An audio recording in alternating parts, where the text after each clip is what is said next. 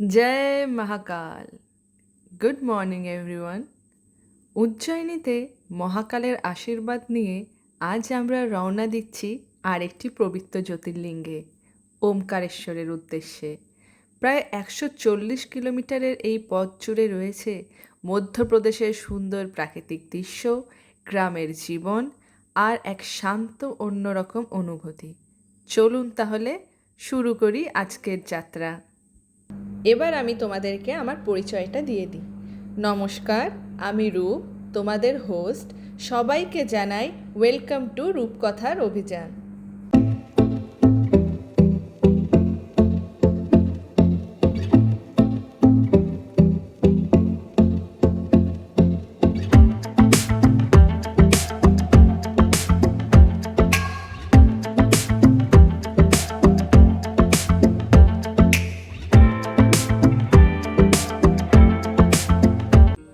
আমি উজ্জয়নে এসে যে হোটেলটাতে স্টে করছি, সেই হোটেলটার নাম হলো শ্রী কাইলা দেবী হোটেল। চলো তোমাদের এক ঝলক আগে হোটেলটা দেখিয়ে দিই, তারপর এই ব্যাপারে বৃত্তান্ত সব বলছি।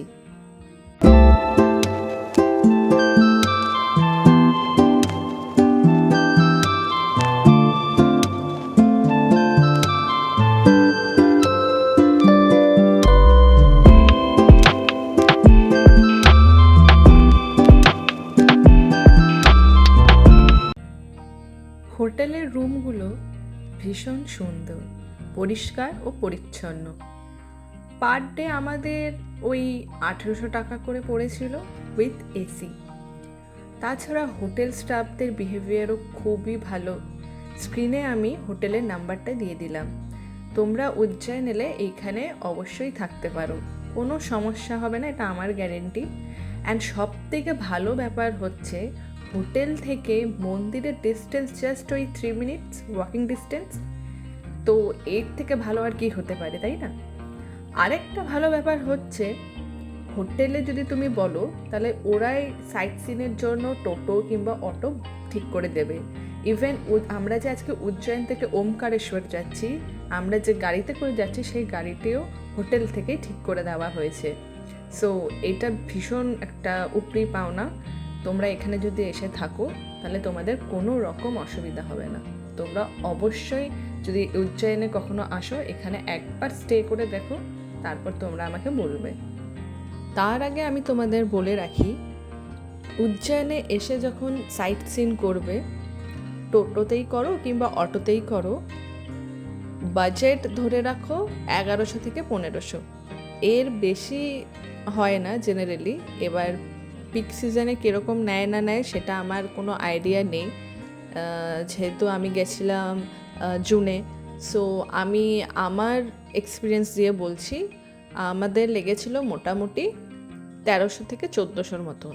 সো এটা এবার বার্গেনিং করে আপনারা কম কম করতেই পারেন, কিন্তু ধরে রাখুন 1100 থেকে 1500 একদম কনফার্ম। 1500 থেকে বেশি নেয় না জেনারেলি।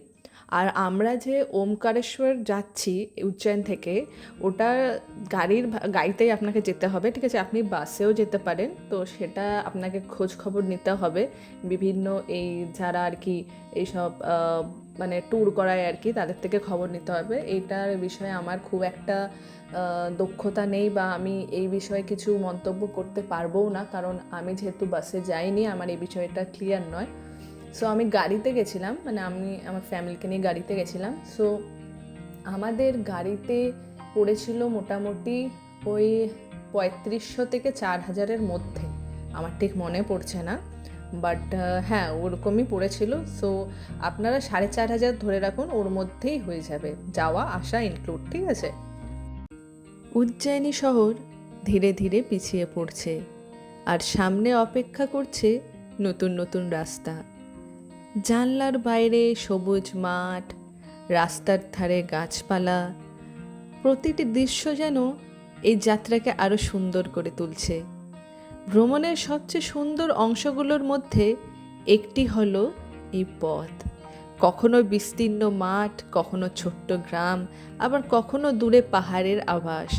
সব মিলিয়ে এই ভ্রমণটা যেন এক আলাদা অভিজ্ঞতা। ওই বলে না, sometimes the journey is more beautiful than the destination. এরকম লম্বা রোড ট্রিপে ক্লান্তি থাকলেও জানলার বাইরের প্রতিটি দৃশ্য সেই ক্লান্তিকে জাস্ট ভুলিয়ে দেয়। গন্তব্যে পৌঁছানোর তাড়াহুড়োর থেকেও অনেক সময় এই পথটাই বেশি সুন্দর হয়ে ওঠে। তাই এই মুহূর্তগুলোকে ক্যামেরায় ধরে রাখার চেষ্টা করলাম, যাতে আপনাদেরও এই যাত্রার সৌন্দর্য অনুভব করাতে পারি।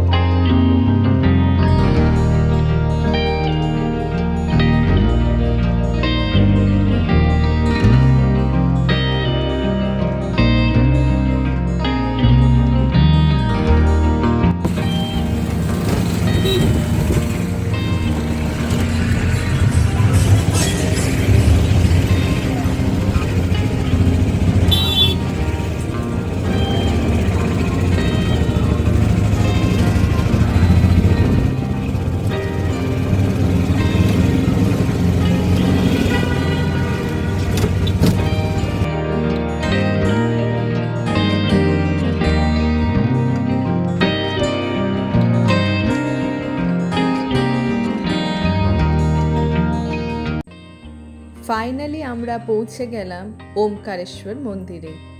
নর্মদা নদীর তীরে অবস্থিত এই পবিত্র স্থানটি ভারতের 12টি জ্যোতির্লিঙ্গের মধ্যে একটি অন্যতম। প্রতি বছর লক্ষ লক্ষ ভক্ত এখানে ভগবান শিবের আশীর্বাদ নিতে আসেন। বিশ্বাস করা হয় নর্মদা নদীর মাঝে অবস্থিত এই দ্বীপটি ওম চিহ্নের মতন, তাই এই কারণে এই স্থানের নাম হয়েছে ওমকারেশ্বর।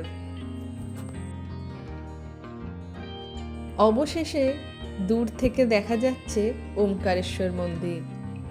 বহুদিনের ইচ্ছে আজ পূরণ হতে চলেছে। এই ঝুলন্ত সেতু পার হয়ে পৌঁছাতে হয় মন্দিরে। সেতুর উপর দাঁড়িয়ে নর্মদা নদীর দৃশ্য সত্যিই অসাধারণ।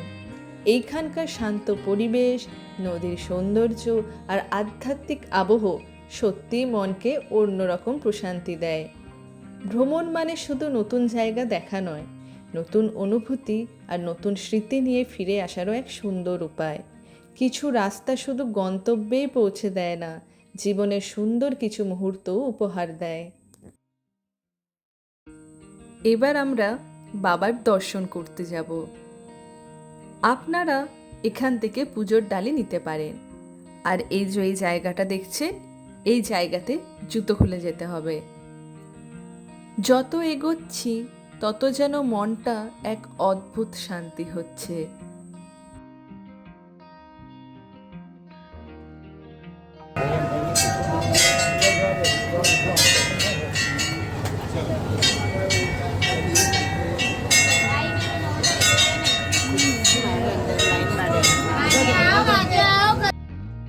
আমাদের পুজো দেওয়া কমপ্লিট।